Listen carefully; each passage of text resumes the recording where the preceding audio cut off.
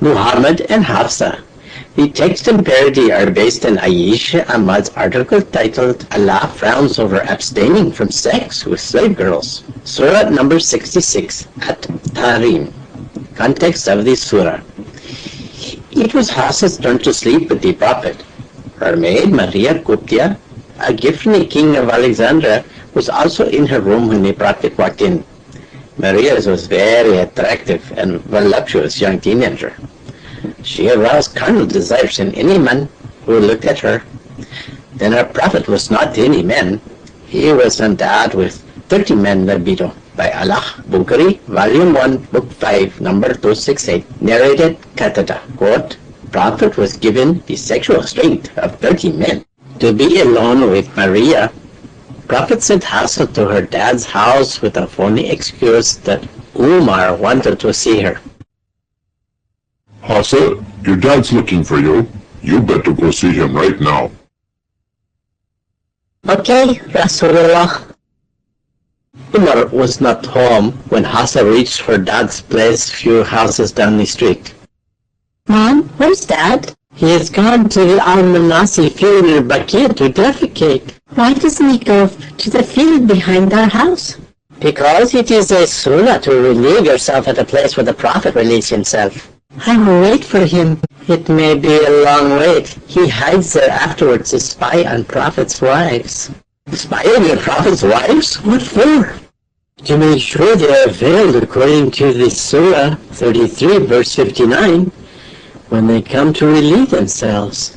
As you know, this ayah was sent by Allah at your dad's request.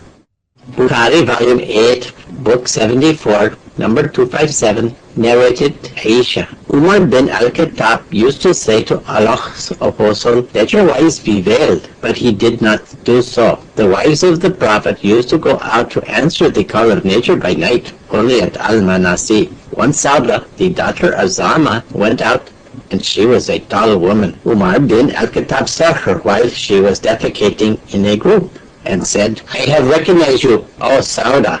He, Umar, said so. He was anxious for some divine orders regarding the veil, the veiling of women.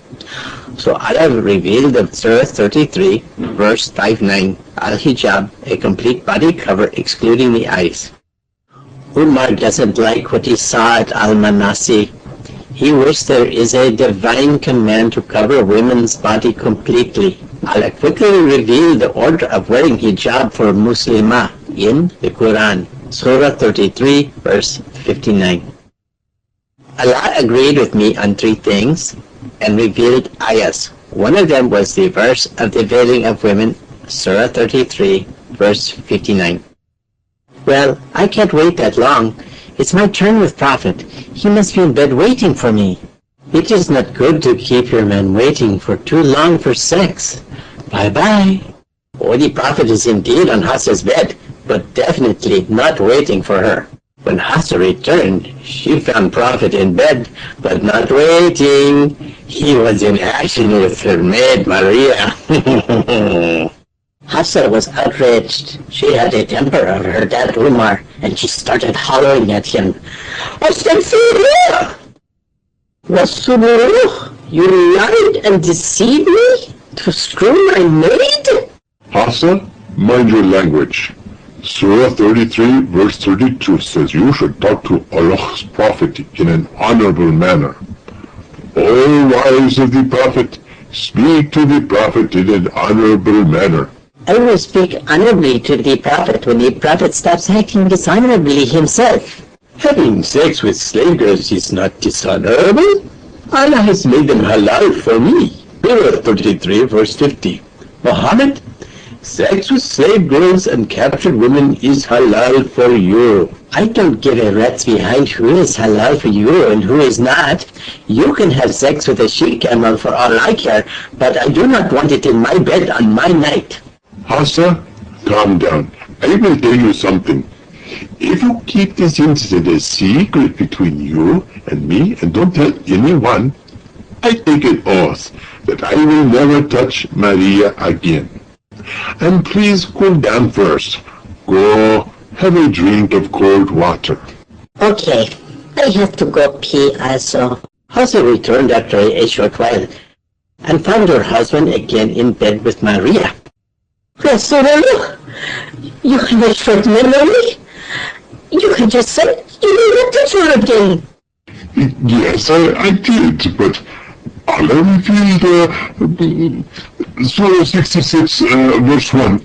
After you left, it says, Muhammad, why do you forbid yourself what Allah has made lawful to you, just to please your wife? What about the oath you took? Allah dissolves my oath by Surah 66, verse 2, which says, Allah has ordained for you the dissolution of your oath, and Allah is your Mawla. The next morning, when Prophet returned from Fajr prayer, his wives gave him dirty looks and a silent treatment instead of happily greeting him like every day. As smart as our Prophet was, he knew right away that Hafsa had ratted him out and had divulged the last night's incident to all other wives who incidentally hated Maria for her beauty and Prophet's fondness of her. Prophet was pissed off and rushed to Hafsa's room. When I told you to keep last night's incident with Maria a secret to yourself, I trusted you. Why did you spread it? Who informed you that I spread it? Allah informed me. The Prophet had trusted one of his wives with a certain incident. Then she spread it, and God let him know about it. He then told his wife. She asked him, Who informed you of this? He said, I was informed by Allah. Surah 66, verse 3. Hafsa started trembling with fear. She had no idea. Allah spied for the Prophet and tattletaled to him his wife's private talks and gossips. Angry Prophet then gathered all his resentful wives and conveyed the following chilling message from Allah to them, which had just arrived. Surah 66, verse 5. If Muhammad divorced you all, Allah will give him in exchange wives better than you who are submissive and devout. That message was a death sentence to the scared wives. A divorce meant starving to death, since nobody was allowed to marry Prophet's wife according to an earlier ayah. The Prophet continued. Surah 66, verse 10 to 11. On one hand, wives of Allah's prophets, Noah and Lut, misbehaved with their husbands, and they were put in hellfire. On the other hand, wife of Kafir, Pharaoh, was well behaved, and she was awarded paradise. All the wives started wailing. Starving to death is one thing. Burning in hellfire forever was something else. They grabbed his feet and begged him for mercy. The merciful Prophet then took pity on them and decided to apply abstention clause of Surah 4, verse 34. Abstaining from sex with wives as a disciplinary action. He could have divorced them like Allah suggested, or beaten them under scourging clause of Surah 4, verse 34. He stayed away from all his wives for a month and slept exclusively with Maria to humiliate them further and make them jealous. Bukhari, Volume 3, Book 43, number 648. The Prophet did not go out to his wives because of the secret which Hafsa had disclosed to Aisha. And he said that he would not go out to his wives for 1 month, as he was angry with them when Allah admonished him for his oath that he would not approach Maria.